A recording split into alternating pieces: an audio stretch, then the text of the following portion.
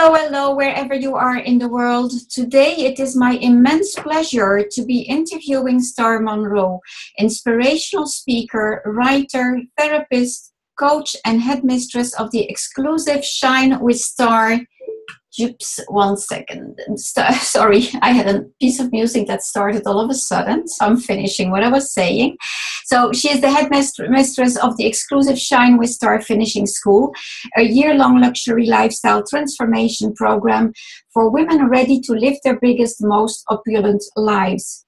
For over 24 years, she has been learning to believe in her own magic and become the most fully expressed version of who she truly is.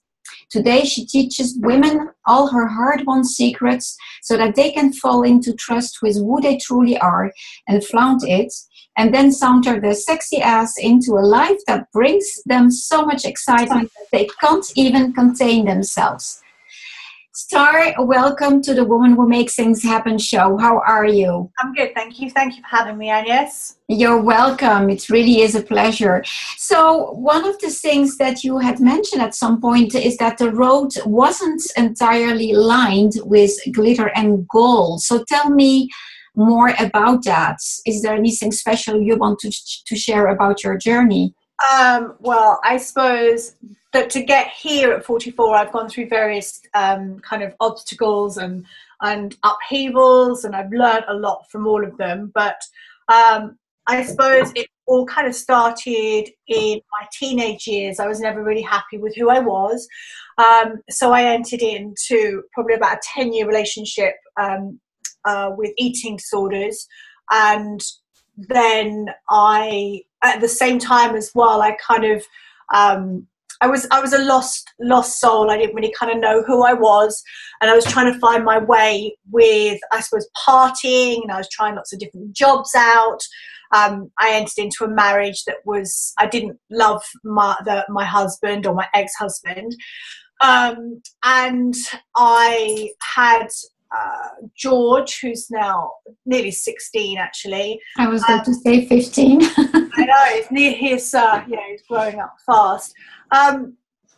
And just, I remember going into therapy in my 20s, and I just remember going to my therapist, I just want to be happy. I was never happy. So I was just searching for something, and I just didn't know what it was. And my husband and I divorced when I was 30, and then I just I went off the rails. I mean, I had a glorious time, but I just partied too much, and I got addicted to cocaine, and then I became an alcoholic. I got myself into some really sticky situations with men. I got myself into an abusive relationship and also an addictive relationship. Wow. And also in that process of for that kind of another 7 years, I went bankrupt. And I sort of came out the other side of all of that, slowly came out the other side. And it started about 7 years ago. I started to come out of that and sort of rebuilding my life. And while all that was going on, I was sort of running businesses from the age of 19. So I've always run my own business. And I suppose 7 years ago, I just stopped using the cocaine. 3 years ago, I stopped drinking. And then... Good for you. Yeah, thank you very much, Agnes. And then about a year ago, I sort of pulled myself out of the addictive relationship as well. Mm-hmm. And I suppose coming back, because I can carry on talking, but that's to answer your question. They are some of my obstacles that I've had to overcome and walk through, I suppose. Wow, some obstacles. Tell me about it. Wow, this is impressive. So how did you step out of it? You said progressively. What made you step out of it? Well, I suppose, right, I think the eating issues, and it was anorexia, bulimia, obsessive kind of compulsive eating, and then sort of binge eating. They've sort of petered out as I've got older, but what I've learned is there's certain triggers that will trigger the bulimia off. But for that one in itself, I went off and studied at the Institute for the Eating. Oh my God, I can never remember the name. The Institute for Eating Psychology. Mm-hmm. and it's by a guy called Mark David, and he does some really groundbreaking work. And that really helped me heal some of my body issues around food. But I just feel that that's an ongoing, I have to hold myself very gently and kindly as I walk through into into my future around sort of eating, body image. But that's just taken time and a lot of less push with that one. With the cocaine, I had a breakdown. I think I had an operation that year, and I think about 2 weeks later I got ill because I was still using cocaine after the operation, and I just found myself on a hotel floor, and I don't know, I was just in this addictive relationship, and I just thought I can't carry on with that. And within a week or 10 days, I just gave up. I just gave up the coke and just kind of just carved a new life. And at that time, to help me shift from that one, I listened to a lot of Anthony Robbins. So Anthony Robbins was kind of I washed my brain with wisdom. And then the drinking, I stopped that 3 years ago, and that was that itself. I had another breakdown, and that was just awful. That involved my son. And my mum had to come and look after me. And again, I just thought, and at the time when I was having that breakdown, I was really pushing and working hard, and I couldn't cope with it. And I just stopped. And the next day I just stopped, checked myself into AA for a little bit, got some support. And then at that point, I started studying to be a psychotherapist, because I thought I've got two choices here. I can go into therapy and sort this stuff out, because the thing is, what I've done is tried loads of different things. Like I've tried the Anthony Robbins stuff. I've done all the law of attraction, and you know what? Everything works, but unless you go super deep and you feel the deep stuff that's inside you, it will keep coming up again and again and again and again. And that's what happened to me. And I suppose that is what I do. I don't just cover this top layer, and it's the deep work. It's like a soul's work that I do with women. And because I get it, if we don't go in and kind of soothe our souls and heal ourselves, which it's not a 10-minute job. It's not, you can't just do one course. You can't, oh my God, you can't say affirmations in the morning. It's not going to happen. It's a lifetime journey. It is. It's a lifetime journey. And for me, to help me shift through all of this, because I think, and then there was the addictive relationship. And that was probably, out of everything, that was the hardest thing, because when you're in something that you just think it's normal, you know, because smoking and drinking, it's like, you know, it's bad, and so you know that you can't do it. Sorry, Agnes, do you know what? Look, I've got so many phones on my desk. I don't know which one is ringing. Have you replaced it with an addiction to phones now? Oh my God, shut up. Do you know, I don't even know if it's my iPad, you know? I'm just like, oh my God, what is ringing? I've just turned them all up. I'm so sorry. So the thing is, with the addictive relationship, you just think that's normal. Yeah. You just think the behaviour is normal. You think the toing and froing is normal. But what I was saying is, to change all of this, I had to change, and I'm really noticing myself slipping back into old behaviours recently, and I've had to change the way I talk to myself and the way I act, because I'm really like, I can get really driven, push, but that just drives me back into all those behaviours. Not that I would, but it just drives me back into this really unhappy place. And I think for me, when you introduce me, it is about living your most luxurious, opulent life. It doesn't mean that you're dripping it. Look, if you want to drip in diamonds and wear Louboutins all day, that's fine. But it's more about how it feels inside. It's more about you waking up every morning and you're just feeling happy with yourself, and you just are looking forward to the day, and you know that your life is more pleasure-based than stress-based, and that you've created that too. And that's a super empowering thing, because no one can take it away from you if you've created it. Yeah. So yeah, just walking through life with kindness, with kindness and with just ease, I suppose. Ease. And there's a really good quote by Rumi, I never remember it correctly, but it's follow the pull because it will not lead you astray. Follow the things that pull you to them. And that was one of the things when I went away for 2 years. So after my last breakdown, I just went, I can't cope with this. I can't cope with working really hard. And it's interesting because I'm back in the same place I was 2.5 years ago, and I'm just pulling myself out. I'm not doing this. I'm not here to do this. It's too unhealthy for my psyche. I can't cope with it. But I just took a break out of life, and I had a really beautiful life. I had everything I wanted. I had a good job, but something in me was pulling me towards it. It's like, you've got other things to do. But I think when you've got big things to do, when you need to look after yourself, you can't rush them. You've got to let things fall into place. I suppose you can help them into place, but if you force them into place, nothing's ever going to work. Yeah. Quite an impressive journey. It's amazing because you make no secrets of any of that. But when you work with women, it's hard to imagine, without you telling us, of course, when we see you today, what you've been through. So what is the work that you're doing today with your clients? Who is your ideal client? I like to ask that. Yeah, no problem.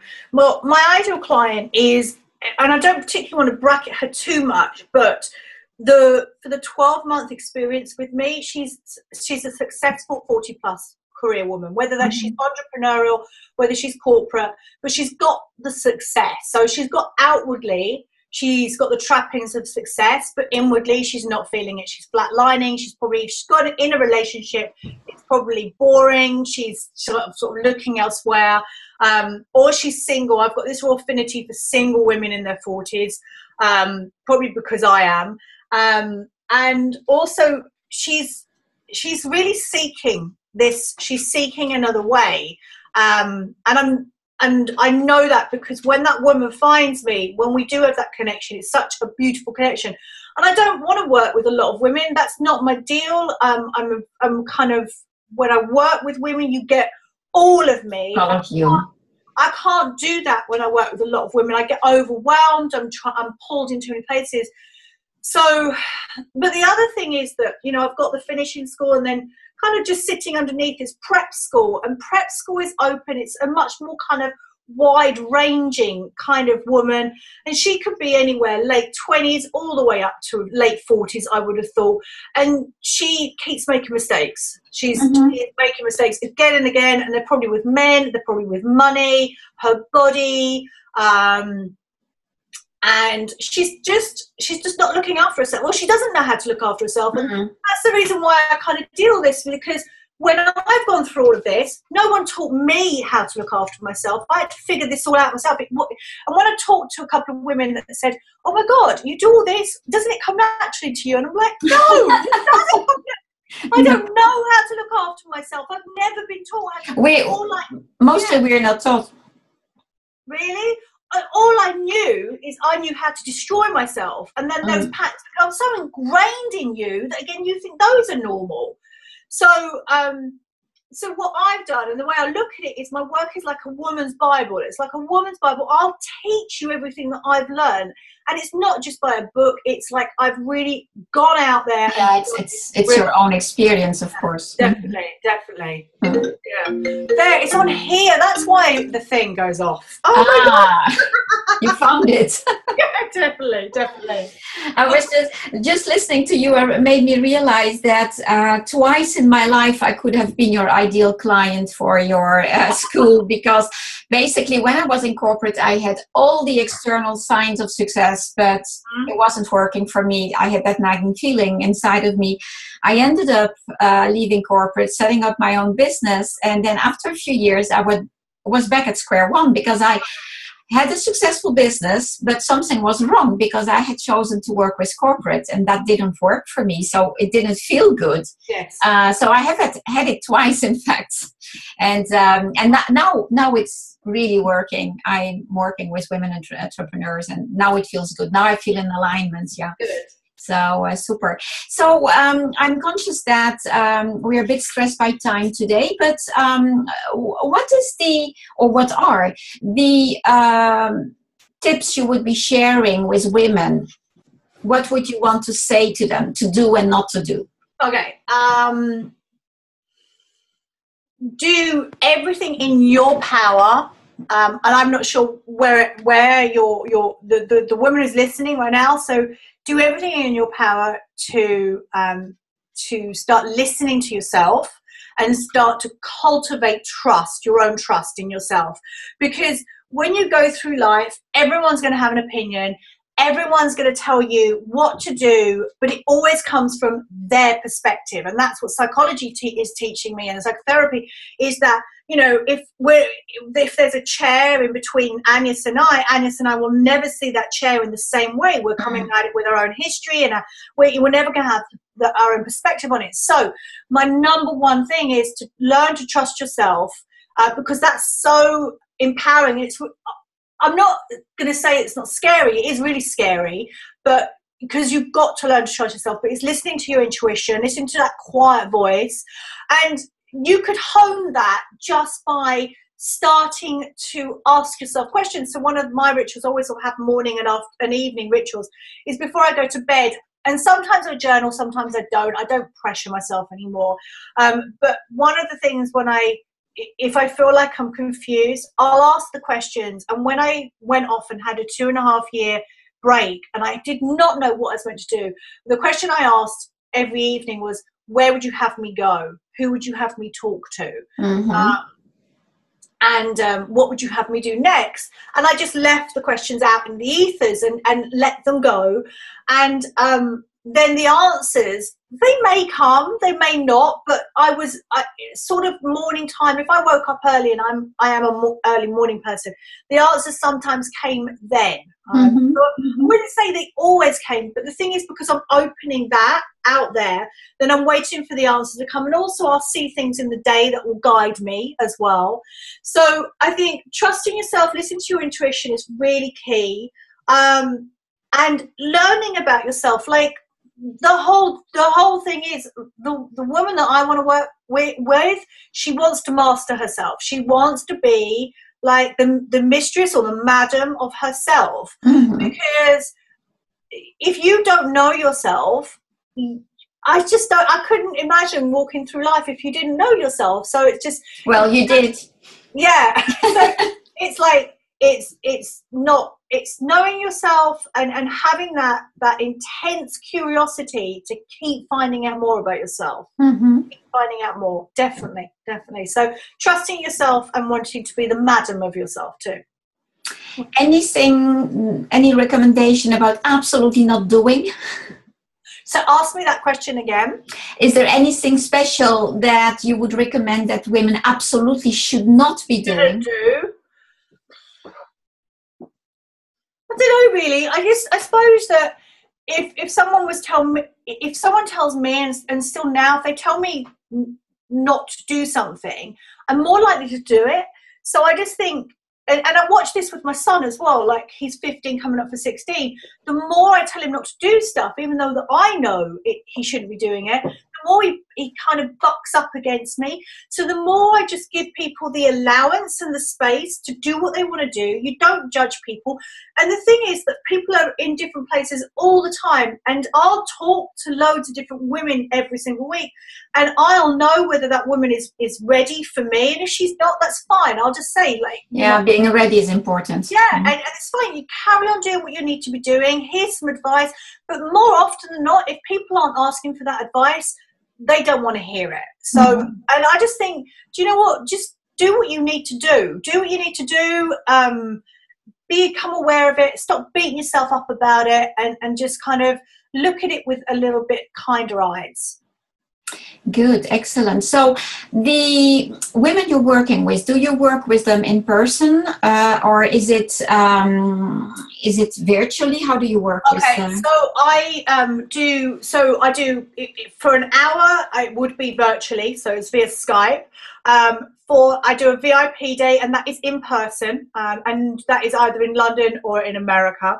And then for the finishing school, for prep school, that's all virtual, and some of them. Depending on how early you book in. Some of them get some intimate time with me, but otherwise it's a group delivered course with me there hosting calls. And then the finishing school is in person and online, because at the beginning and at the end, it's sealed in with 2 retreats. Okay. So where can people find you if they want to know more about you? Perfect. They can find me at www.shine, as in star, shinewithstar.com. Shinewithstar.com. Okay, I will let you go because I know you have a call in a minute. And so thank you so much. My pleasure. And we will see you soon. And meanwhile, I will tell a bit more about what's coming next. Goodbye, Star. Bye-bye. Bye-bye. So for the listeners, the next show will be on May 18 with the beautiful Val Bishara of valbishara.com. Although I may have another show on the 11th, because I must say that I'm enjoying this so much now that I am currently considering doing one every week as opposed to the first and the third Monday of the month only. A little bit of news about the work that I do. It is still time for you to enroll in the Successful Women Academy Bootcamp, a one-of-a-kind transformational program for women who are tired of struggling in their business. And if you want more information about that, you can go to tinyurl.com/SWA-info. And I'm looking forward to seeing you again, either in 2 weeks' time or in 1 week time. Have a great day. Bye.